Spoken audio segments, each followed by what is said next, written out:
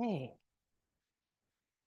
So today we're going to continue thinking about our gastrointestinal system. So we're going to keep walking a little bit through the different parts of the GI tract before we move into naming and thinking about some of the products of the accessory glands that are going to help us absorb nutrients.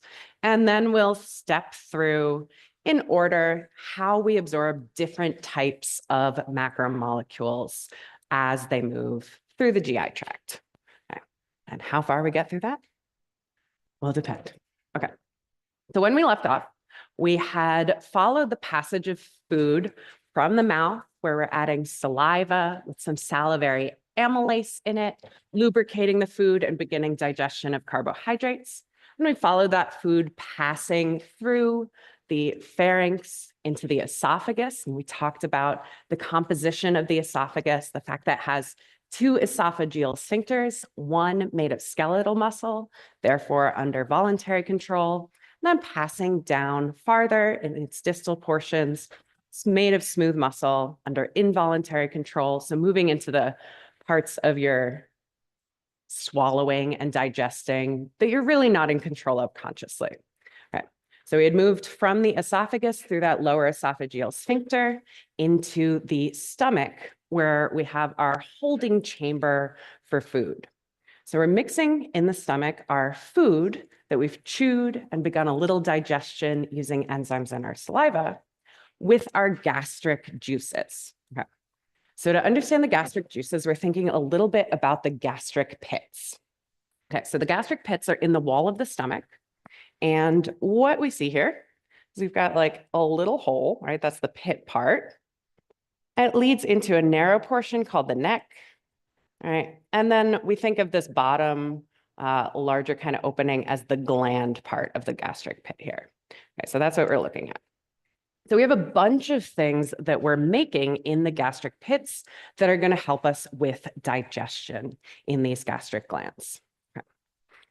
So we can think about that from the level of which cells in the gastric pits are making which products, or we can think about it from the perspective of which products do we need, what are they doing, and where are they coming from. So on your slides here, they're listed out by their products, but make sure that we can link them both ways. Okay. So one of the things that we're doing in the stomach as we're mixing our chyme together, so we're going to start digestion of important things like proteins. So we did a little bit of carbohydrate digestion with our saliva, but we haven't done anything with proteins or fats yet. Okay. So pepsinogen is a molecule that you're making in those gastric pits. Particularly, it's coming from cells called chief cells. And if you recall, when we talked about clotting and those inactive clotting factors we had from the liver, pepsinogen is kind of like that. So your stomach, for these chief cells, we're secreting an inactive form of an enzyme called pepsin. And pepsin is the enzyme that's going to start our breakdown of proteins once we get to breaking down our proteins. Okay, so pepsinogen coming from chief cells, one of our important things from our gastric pits. Another important thing is the acid in the stomach itself. So your stomach acid is basically hydrochloric acid. So we need to be secreting those components that make this acidic environment. So we have hydrogen ions that are being secreted by another type of cell called a parietal cell in those gastric glands. So we can see those different types of cells around right here, right? So we see our chief cells, I think, are the ones in yellow here. And I think our purple ones are supposed to be those parietal cells. Okay, so the parietal cells are making hydrogen ions, making our stomach really, really acidic. You'll see on the next slide, we're getting to a pH of like 2. Remember, your blood was supposed to be at like 7.4. So this is a big difference. Also coming from those parietal cells, so those general kind of wall cells here in our gastric glands, we're secreting something called intrinsic factor. So intrinsic factor is a molecule that you're going to need in order to absorb vitamins, and specifically vitamin B12 is going to need the help of this intrinsic factor to get absorbed across the lining of your GI tract. We have some other kind of molecules that aren't directly related to the processing of the food, but are really important to the function of the stomach and your digestive tract in general. So one of these is gastrin. So gastrin is a hormone secreted from a cell that you don't see in this picture called a G cell. So this is going to be an important kind of signaling molecule as we think about, do we need to be secreting extra stomach acid now or not? Telling your brain kind of, are we preparing for digestion? Are we kind of scaling back digestion? So it's going to other parts of your body, sending that kind of signal around. So the gastrin from the G cells isn't going to go into the lumen of the stomach itself. It's going to go into your bloodstream, but it's in the same general location. Finally, we have some mucus that's getting secreted from the neck cells. So up by the opening to the gastric pit, we're secreting this mucus. And this is actually really important because it pairs with that acidic environment of the stomach. A pH of 2 is really, really acidic. That's damaging to your tissue if it touches your tissue. So this mucus is going to be protecting the actual wall of the stomach from all the things that we're putting in it as we're trying to digest proteins, kill off pathogens, all that sort of stuff. Oops, that's why. All right. So that's what we have over here on this next slide, focusing on that acidic environment. Okay. So we've secreted our pepsinogen, it's inactive. And then we have this acidic environment that we've created through the secretion of hydrogen ions from those parietal cells. Okay. So this is going to work together. Okay. So that acidic environment that we've created is actually part of what helps us activate the pepsinogen into its active enzymatic form, pepsin, that's going to help us break down proteins. The acidic nature of this stomach acid and this gastric juice itself does have an effect on the food that's passing through your stomach. And particularly, one of the things that this is going to do is it's going to start to denature proteins. So back in A&P 1, we talked about how proteins have all those levels of folding, right? We start with our polypeptides, twist them into our sheets and our helices, then bunch them together into little groups, right? We've got complex shapes to proteins. So when we say that we're denaturing proteins, what we're saying is that because of this change in the environment and this really dramatic change in pH, those different R groups on all the amino acids, anything that's sticking out on the edges of our proteins touching the environment is going to react differently, potentially with this different pH. So these proteins are basically going to start to unfold in the stomach because of this acidic environment. So that's working hand in hand with this activation of pepsinogen into the enzyme pepsin. Because this is a really hostile environment for lots of things, including just like proteins writ large, like all of them, this also has kind of an immune function. And if you have bacteria that you've accidentally eaten along with your food and they're passing into this super low pH, this super acidic environment in your stomach, hopefully this is going to kill a lot of those bacteria off, right? So hopefully a lot of harmful bacteria that you might be eating aren't adapted to tolerate that acidic of an environment. So that has a little bit of immune function in it. Finally, we mentioned the mucus from those neck cells from the gastric pits. So this is part of why we need that, is that we're protecting from this low pH environment. So we've got the mucus, that kind of like viscous, sticky kind of fluid layer itself. Think like snot, but in your stomach. We're also going to add in bicarbonate in general to mucus throughout our GI tract. So as you get to actually touching the tissue of the walls, so as you get to that kind of mucosal membrane that we were thinking about when we looked at that cross section, we're going to be trying to kind of buffer out that pH as we're getting to touch the actual tissue of your body itself. So some of that's coming from the neck cells, and more generally in the small intestine, that comes from goblet cells. Okay. So thinking about that acidity. So the stomach gastric juices that we're thinking about as we're mixing them in with our food. We're calling that chyme now, as we have this mixed up kind of smoothie that we've created in our stomach, and we're going to start to squeeze into our small intestine. So let's remember what of our cells was responsible for the acidic part of this.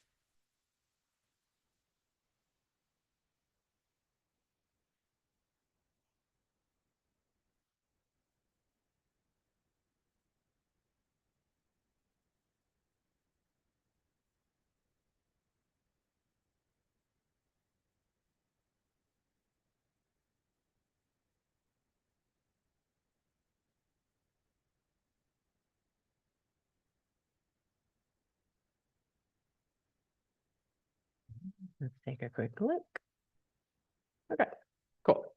If you didn't get this, don't worry, but make sure that you know what the different types of cells are making. So the parietal cells are making that acidity of the stomach, chiefly through making their hydrogen ions. The H in pH is for hydrogen ions. Okay, so that's the acidity part from the parietal cells. Parietal cells are also making the intrinsic factor. Our chief cells are where we're getting the pepsinogen. G cells are making our hormone gastrin, and the neck cells are responsible for mucus. You have figures in your book describing each of those as well. Okay. So as we're leaving the stomach, right, we've come in through the esophagus. You can see here where that lower esophageal sphincter would be. We've gone through the stomach. We're entering an area called the antrum, and then this narrowing part is something called the pylorus. There's a pyloric sphincter here. We're going to be slowly squeezing the chyme bit by bit into our small intestine, starting with the duodenum here. So the job of the small intestine in general is absorption, and it's really good at it. It's going to, hopefully, so long as everything's working right, absorb all the nutrients from your food in about the first 20% of its length.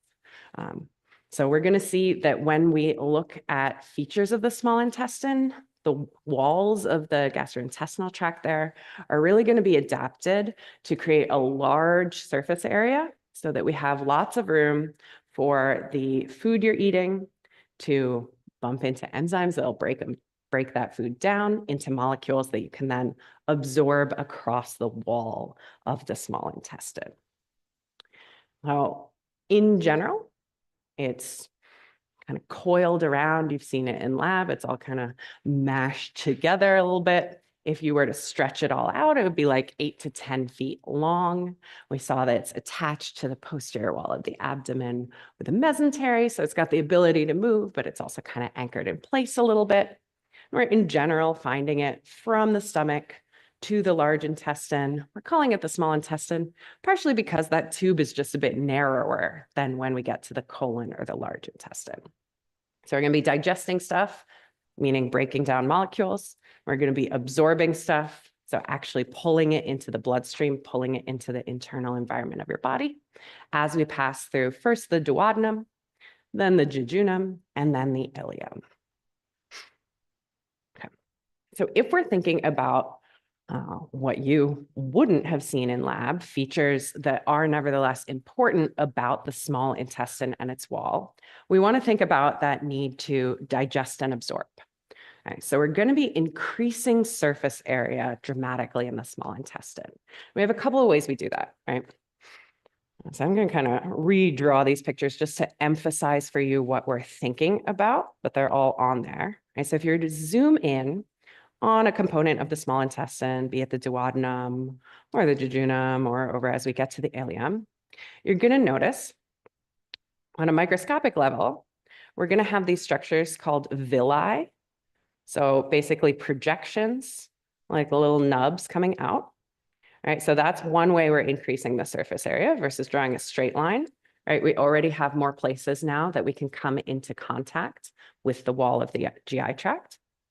And if you were to zoom in on a little tiny part of this, this actually wasn't at the cell layer yet, right? So this is the structure of the intestine itself. So each of these tiny little bits here is a cell. But if you zoom in on the cell itself, right, each of those is also going to have projections. So these we've seen before, the microvilli. So we saw them as we were talking about some of the features of like the proximal tubule and the nephron, right? But on the microscopic level as well, we're going to have this expansion of surface area. So our villi are big projections, microvilli are also projections, but on the apical membrane of the cells themselves. So we call this the brush border when we're thinking about this expansion into the microvilli. If we're thinking about what else is here in the wall of the small intestine associated with these structures, those larger projections, the villi that are made up of multiple cells together, are important in part because inside those projections, we're going to have the ends of arterioles, venules, and part of our lymphatic system inside. So you can see here those different capillary networks that we have inside of a single villus. So these are the villi, plural, single villus. So you can see we got red, our arteriole going in. We've got a capillary network connecting us to blue, the venule coming back. And in the middle, you see this green thing. Okay. So that's a lacteal. It's a projection of our lymphatic system.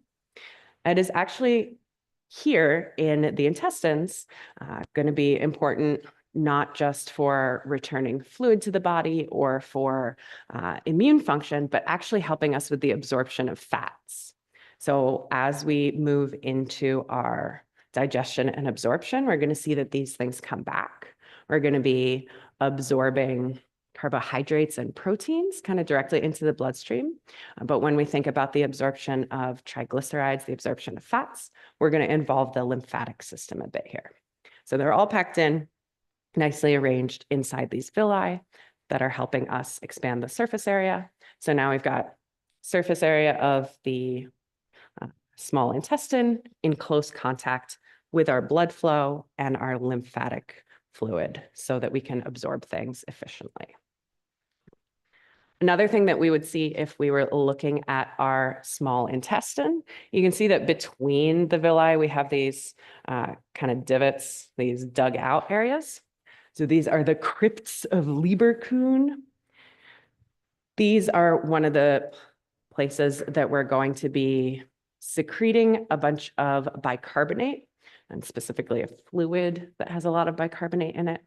That's because we've passed into the small intestine that chyme from the stomach, and our stomach acid is at a pH of 2, really low, potentially really damaging, could burn your small intestine if you didn't buffer it out, which is why we need this bicarbonate as we're passing into these first parts of the small intestine so that we can kind of neutralize that stomach acid so that by the time it passes out the other end of the small intestine, the distal part, we've kind of neutralized this in general, passing into your colon, passing out your rectum and anus. We don't have to deal with super acidic fluid or super acidic waste products here.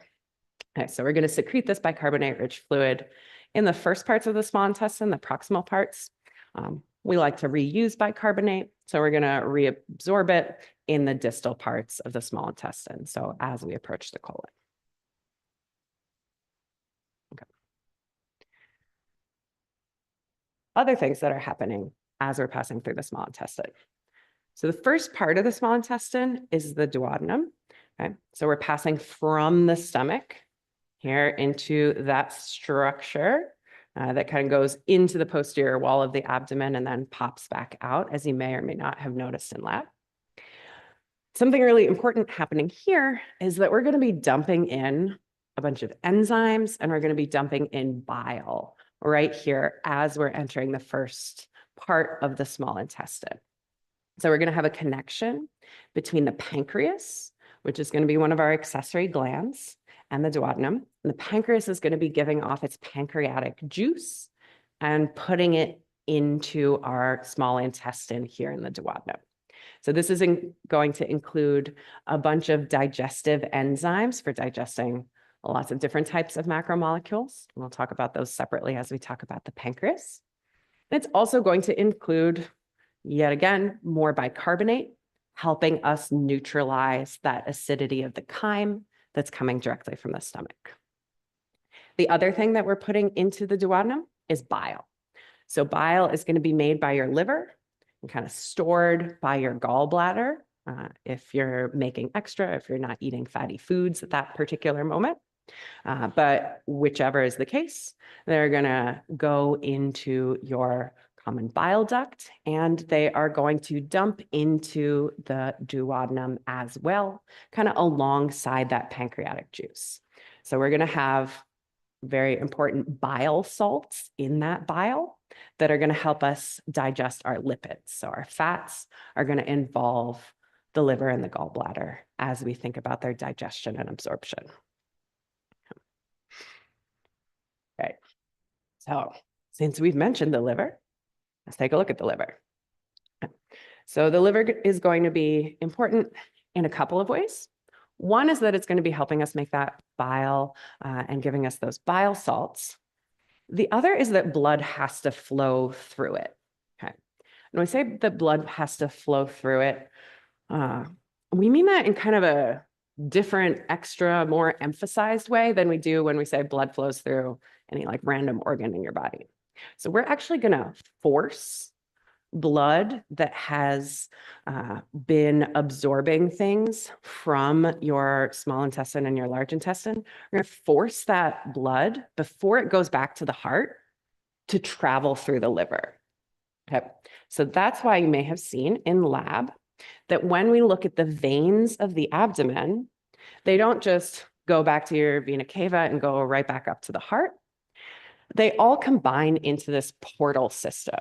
So we're forcing our blood flow before it returns to general circulation into your hepatic portal vein, right? So you can see here that we have our superior and inferior mesenteric veins are going to go into that portal vein ultimately. So they're going to have to go through the liver for processing before they actually get to go into your vena cava and back to the heart and go into general circulation. This means that we've got kind of a stop point where the liver is able to detoxify anything that you might have absorbed in the small intestine that you don't actually want to enter your general circulation in that form. It's going to help you process some of your nutrients. Particularly, we'll see some processing and repackaging of some of our fats later on. But we're going to be able to do a bunch of adjusting to anything that got into your bloodstream before it goes back to the rest of your body. So that's helpful of the liver to do for us.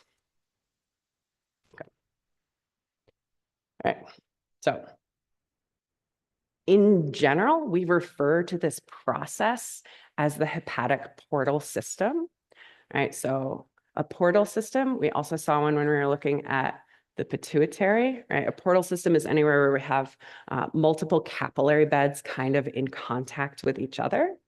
So this is a portal system because we have these veins and capillaries that are going into the hepatic portal vein that occasionally would kind of be neighboring capillaries from our general systemic circulation, if you're way on the end by the rectum or if you're kind of way up top. Okay. But in general, we're forcing stuff through this hepatic portal system so that the liver can process these things.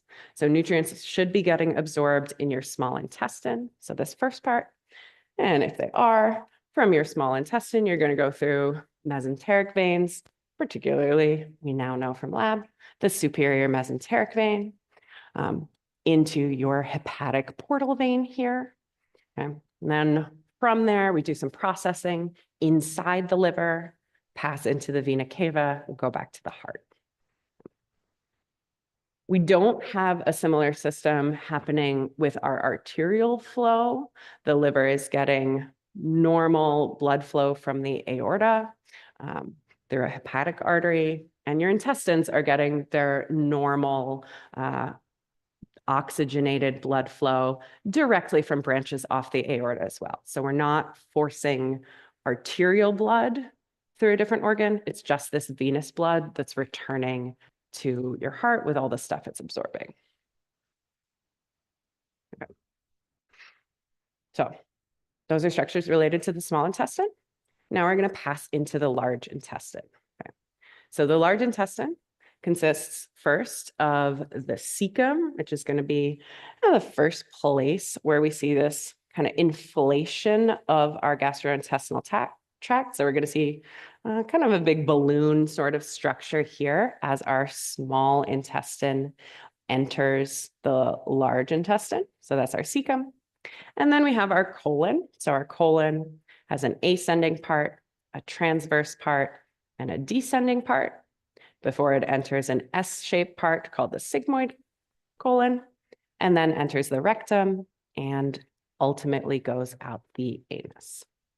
So when we think about where we're controlling entrance and exit from our large intestine, we're first going to be thinking about the relationship between the last part of the small intestine, which is the ileum, and the cecum here. Okay, so that's our ileocecal junction with a sphincter. So like a little bit of circular muscle that can expand and contract, controlling that flow from small intestine into large intestine. We're going to see that in general, in the large intestine, we've got some anatomical features that are going to be related to some of how food and waste moves through this region. So one noticeable part that you may see in the large intestine, other than the fact that it's just wider in general, is that it's going to have a firm kind of longitudinal band along it. So this is called the Taenia coli. So this is going to come into play when we start to think about motility of the intestines later on. So longitudinal, kind of lengthwise, smooth muscle there.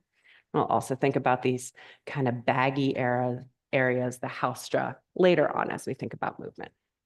But for now, we're just thinking about our large intestine and then our colon being a hollow tube, leading us from our small intestine where we did digestion and absorption to the rectum and ultimately out the anus. Okay.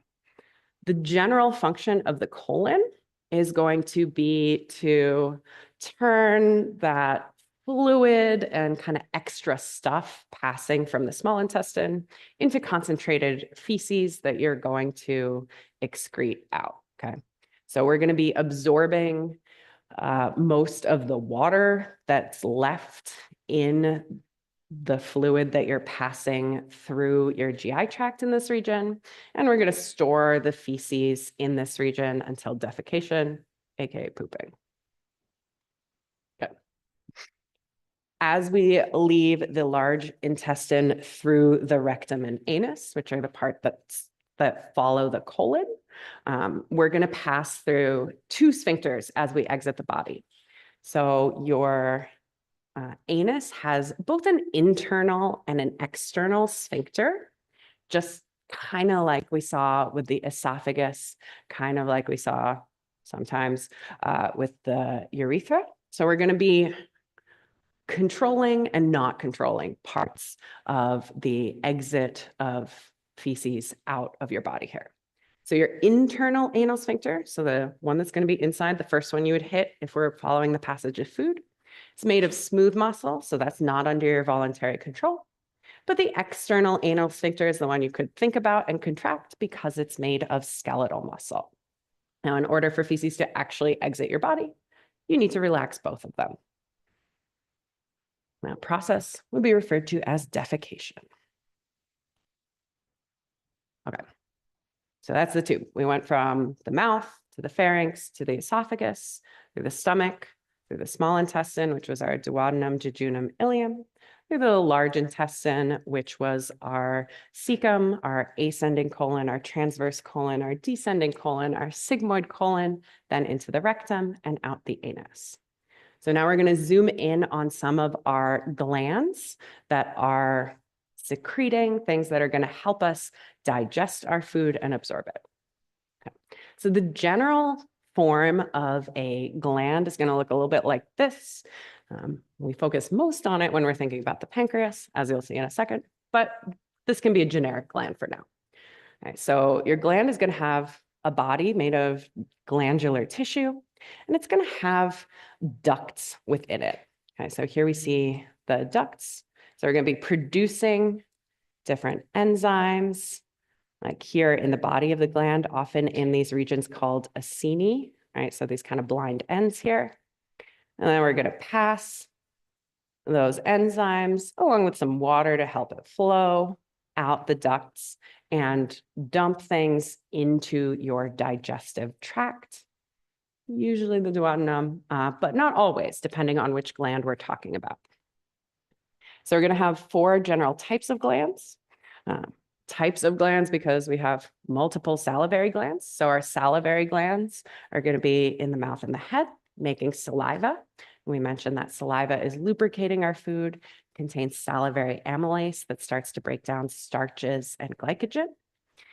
And our pancreas is going to be secreting pancreatic juice. We're going to have a whole list of enzymes and contents of that pancreatic juice. Acini are, in general, just kind of clusters of epithelial cells that are making those secretory products, so making those enzymes, basically. And then our liver is going to be responsible for secreting bile. Okay. So here is your saliva and those salivary glands that you saw in lab when you were looking at the head. So we've got our parotid, our sublingual gland, our submandibular gland. They're making saliva, putting it into your mouth right at the beginning of your digestive tract. We know that we have salivary amylase in there. We also have mucus for lubrication. We'll also have bicarbonate ions in the saliva as well as a little bit of something called lysozyme that also starts to lyse and break things up. Next gland, probably your most important digestive gland is going to be the pancreas. So the pancreas is more complex, or at least we're going to focus more on the structure of the pancreas because it's going to be producing a lot of different things. Okay, so your pancreas is going to have both exocrine portions, so exocrine, making things like enzymes, putting them into your digestive tract, and an endocrine portion. So we talked about the endocrine portion when we were thinking about like insulin and glucagon, right? So we also have signaling coming from the pancreas as well. So right now we're going to be focusing on the exocrine portion because we've already kind of talked about endocrine function. So the exocrine portion is the part making the pancreatic juice. So the X part is going pancreatic juice into the duodenum. So we've got bicarbonate here in our pancreatic juice. And we're also making tons and tons of protein. The reason we're making tons of protein is that we're making lots of enzymes, and enzymes are proteins. Okay. Relative to the size of the pancreas, if we measure it by its weight, by its mass, this is making more protein than any other tissue in your body. So it's doing a lot. In general, when we think about the enzymes that we will see in our pancreatic juice, we're going to be thinking about another type of amylase. So pancreatic amylase is going to be another way that we're going to break down carbohydrates. We're going to have lipases. So notice the word lipid is kind of hiding in there, right? There's a lip part. So this is going to be important for breakdown of fats as well. And then we're going to have proteases. So proteases are going to help you break down proteins. This is kind of a general class. And we're even going to have some nucleases. So we could break down like nucleic acids and stuff if we wanted to here. Okay. Yeah, that's good for now. Next, we have our liver. So we mentioned that the liver is part of where we're forming this portal system, pulling venous blood that's full of everything we've absorbed and doing modifications before it goes back into our general circulatory system. We also mentioned the secretion of bile. So we know a little bit about bile from before when we talked about the life cycle of erythrocytes, our red blood cells, right? That kind of came into play here. But right now we're going to be thinking about the function of bile as relates to digestion, so as relates to helping us absorb nutrients. So when we think about the liver, we're going to see that that bile and the bile salts are going to be involved in our processing of fats, which we'll focus on as we go through the digestion and absorption of specific macromolecules. But when we think about that processing function of the lipid, we may also remember that we are doing some stuff with carbohydrates, because we know that the liver can take glucose and turn it into glycogen, right? That was one of the places that we're storing glycogen for later use as we start to think about absorptive state versus post-absorptive state, right? So we're linking this back to concepts that we touched on in earlier units. We can also process amino acids and do some conversion. So we'll do some combination of amino acids and fatty acids. We're going to synthesize triglycerides and cholesterol here. So synthesize meaning make them, right? And we're going to be making some things called lipoproteins, which are going to be a combination of lipid and protein put together. We mentioned other liver functions. The liver is doing all sorts of things in your body, right? So this is just a big kind of overview and reminder of some of those other things that the liver is doing, right? So we mentioned that our liver is part of how we're processing those red blood cells, right? So we're processing red blood cells in part because they're old and tired, but in part because we're trying to get the iron back from the heme group in the hemoglobin. So in the liver, that's where we had that catabolism of hemoglobin happening. So the breakdown of hemoglobin, generating bilirubin as a byproduct, right? So that's part of what we're eliminating here as we're sending bile into our digestive tract. So we're going to be eliminating wastes and toxins in the feces, including this byproduct bilirubin. We mentioned when we talked about the cardiovascular system and the vasculature generally, that the liver is responsible for making a bunch of proteins in the plasma that help you clot, right? So our clotting factors are those plasma proteins that are coming from the liver. And we're going to be doing secreting and modification of various hormones in the liver. So it's a real multifunctional organ. The liver doesn't have like just one job. It has lots and lots of jobs. Okay. But as we focus on the biliary system, which is what we need now for our digestion and absorption to happen, we're going to be thinking about the liver as it's associated with a system of ducts and connections to the gallbladder, right? So our gallbladder is tucked up here under the liver. The liver is this big thing that's pushing your diaphragm kind of out of place. Okay? So our liver is responsible for synthesizing bile. So it's making bile. And that bile is going to go into hepatic ducts, into a common hepatic duct. And if we're ready to digest like a bunch of fats, we would send it straight down the common bile duct and into your duodenum to help you emulsify and break down fats.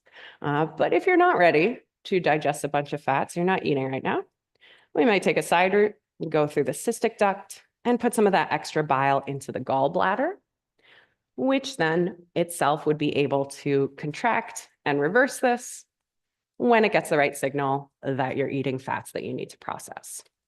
So that's why we have these connections between the gallbladder and the liver, both of them linking up together ultimately into that common bile duct that takes our bile from the liver and gallbladder into the duodenum. So we can see that connection as we're entering the duodenum of the common bile duct coming up and meeting the pancreatic duct here. So the pancreatic duct doesn't have bile in it. It's connected to the pancreas. That's not drawn on in this picture, but it would be like there, right? But we can see that they're coming into the same point in the duodenum, right? So this point where they're meeting together is called the ampulla of Vater. So it's just kind of this little swelling in the tube as those two duct systems meet. And we then have a sphincter, so an actual control mechanism, a muscle that's going to be able to regulate how much of this fluid is flowing into the duodenum.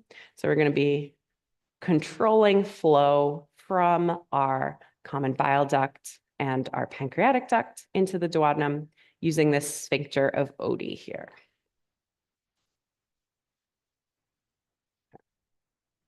If we were to look inside the liver, we're not going to focus on this very much, but in case you're curious, we have a kind of complex structure of the liver on a microscopic level. So we know generally that we have blood coming in through the portal vein from our small intestine, but also our large intestine. In general, if we're thinking about how it goes back to systemic circulation, it's going through the vena cava. But on the inside of the liver, there's more complex stuff happening. So we're going to be taking up materials to make bile from the blood in these regions called sinusoids. And we're pulling those into liver cells that are called hepatocytes that are responsible for actually making and secreting the bile. The bile would then go into these tiny little canals called bile canaliculi that are neighboring the sinusoids, ultimately draining into the bile ducts and then into the common hepatic duct, which is then exiting the liver, meeting up with your cystic duct, becoming your common bile duct. So I won't ask you to be able to identify each of those little pieces, but know that there is this kind of complex mechanism for making bile in the liver. So we've got lots and lots of vascular tissue here, basically. We've got lots of blood flow. We've got lots of movement in and out of the blood in the liver as we make bile and also modify nutrients coming through. So here's just a table from your book that's an overview of some of the general functions of each of the regions of your GI tract, and then the secretion from our main associated glands here. So salivary glands, the pancreas and the liver. Acini is really just kind of a term for a structure you'll see inside a gland. Usually you'd be talking about the pancreas. The gallbladder isn't itself necessarily a gland because it's just a storage area, but we're putting that together with the liver because it's holding that bile. Okay, so we're going to move and begin thinking about some of the absorption, which will clarify and pull together some of these different parts of the GI tract that we've talked about with the glands and the enzymes that we've just been mentioning. So this is the part to really focus on from an understanding perspective. So as we're thinking about what's happening in our digestive system, we're going to be thinking about digesting, so breaking down our food and the molecules and absorbing into our bloodstream. So we're going to walk through how we digest and absorb our three main types of macromolecules that we're going to use for nutrition purposes. So our carbohydrates, like our sugars, our proteins, our lipids, like fats. We don't really need to absorb a bunch of nucleic acids, so that's not going to be one of the macromolecules that we're focusing on here. We're not worrying about absorbing DNA in our digestive tract. And we're going to mention a little bit about how we absorb specific vitamins and minerals, and also how we're absorbing water. So in the renal system, we just talked about how we control how much water stays in your blood, how much water stays in the plasma, but it's in your digestive tract that you're going to have to actually get in the water that you drink. So do that intake kind of portion. I'm going to begin with our carbohydrates. So remembering what a carbohydrate looks like, all right, so we have this 1 to 2 to 1, carbon, oxygen, and hydrogen here in our little monomers linked together